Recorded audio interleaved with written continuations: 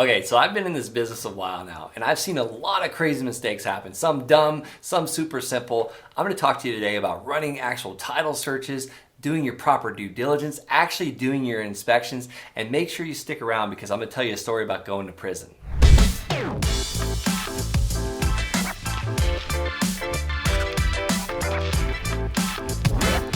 All right, let's talk about proper due diligence, and then we're going to get into inspections. So run your due diligence. It sounds like a crazy word, due diligence or research. That's all it is, research. In this particular situation, I'm going to talk about a house we bought one time. Doing our research, we wanted to know like, hey, is the roof leaking? Is the foundation bad? Are you able to kind of get to the house without any issues? Is there ingress and egress or access issues? So we had this one particular seller. He called us and said, look, you cannot drive by the house. You are not allowed to go by the house. I've got tenants in there. Whatever you do, don't even stop. We're like, okay, we're going to buy this house, but we're going to buy it for an extreme massive discount. I talk about massive discounts a lot on land, and we ended up pulling the trigger on this house. We did end up buying it, and come to find out there was actually a major foundation issue. Yes, we did drive by the house and we saw the cracks on the front, but we figured, it's okay. It's going to be $10,000 or $15,000. Turns out it was $59,000.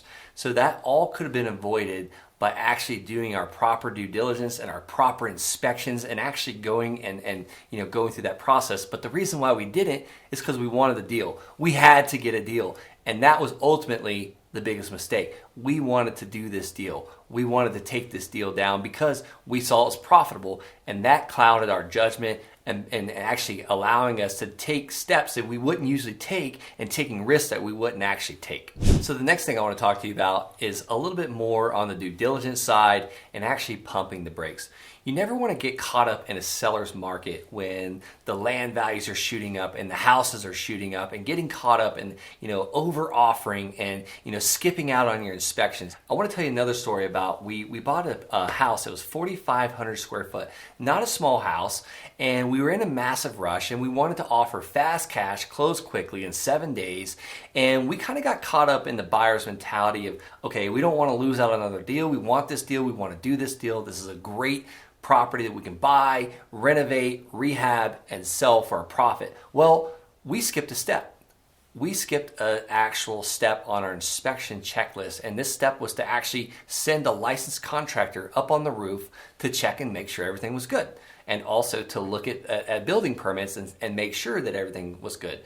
We just took the seller's word for it that the roof had been replaced in February, and we were buying this house in June, so not too many months down the road, what had happened, what went on with this house, we actually took ownership of it, we purchased it, and come to find out, after we had a buyer on the line, they did their inspections the proper way, had a licensed contractor go up and check the roof, and come to find out, the shingles were just peeling right off the roof as if they weren't even nailed on. So we bought a house with a bad roof where a bad contractor came in and just did a shady roof job. So we skipped a step in our process, and the buyer is actually the one that found this out because they went through their entire process and they didn't get caught up in the crazy madness of all the houses rising, $1,000 a day increase and all these escalation offers. So have your processes, stick to them, do your inspections, and run your due diligence. So another due diligence item I like to talk about are liens and encumbrances.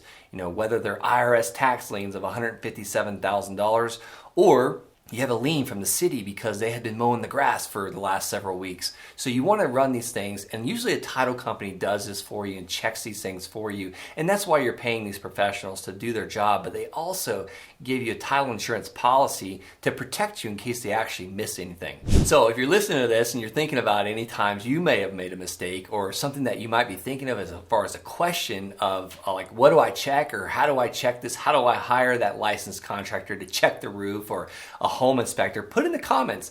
But also, if you have a really funny story, also put that in the comments. I'd love to hear about it. So as promised, I told you I would tell you a story about going to prison. So it was one of my first houses that I purchased out in Colorado. This was an amazing deal. I was buying this house for $30,000. It was worth about $100,000 as it sat. I couldn't figure out why I was getting such an amazing deal. Come to find out, we were at closing, and I'm actually selling this deal to a cash buyer at closing, and we find out that this person selling me this house at 1/3 of the value, or 33 cents on the dollar, actually didn't own it. He didn't own the full amount to it. He actually only owned 1/3 of it. And come to find out, this guy had gotten released on bail to his best friend, and his best friend held a knife in his stomach and made him sign a quit claim deed to quit claiming the property as his, and signed it over to his so-called best friend that was bailing him out of jail.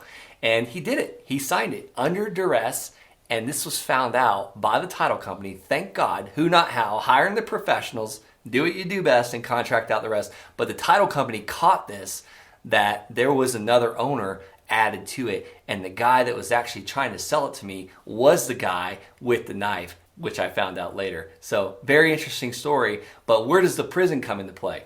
Well, the poor soul that had the knife held to his stomach had ended up going to prison, and we had to send an attorney in there to see this guy multiple times. And this is in Canyon City. This is where they keep the craziest prisoners. This is where the worst of the worst are at. We had to send an attorney to prison 3 times to get this deal signed, and it took about 6 months to go through the entire process. But if it wasn't for the title company catching this, we would have had issues down the road.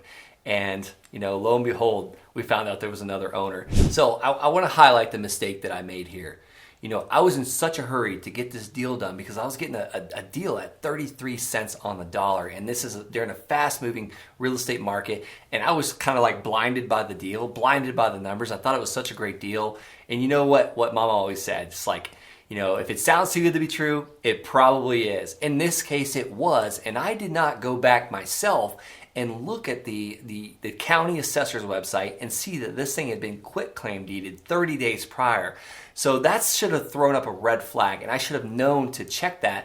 But that was a common real estate mistake. I didn't check the back ownership. I didn't check the actual chain of title, where I might have caught this sooner and started to put the numbers together, started to put the facts together. I wanted to highlight the mistake that I made there. I was blinded by the deal. I wanted to get it done, and I didn't care how it got done. But luckily, the title company really saved my butt on it. There's more to that story, and I'll give you kind of a glimpse of it. But we're finally on the closing table about 6 months later, and we found out there was one more brother involved, and we ended up getting him involved too and giving him some money for the deal. But just crazy stories. But these things do happen. Crazy things do happen with real estate, with houses, and you need a title company to help you. Find a good title company that deals with these things, and you get over these obstacles and keep going. That's the common real estate mistakes people make. Not so common, I guess, to have to go to prison, but anything could happen with these real estate mistakes. So what I specialize is in buying land. So I want to help you avoid any land buying mistakes as well. So I've got a free gift for you. It's my land buying roadmap. Anytime I buy a piece of land or a house or property, any property at that, we use this roadmap. So go below in the description, click on the link, and it's all yours.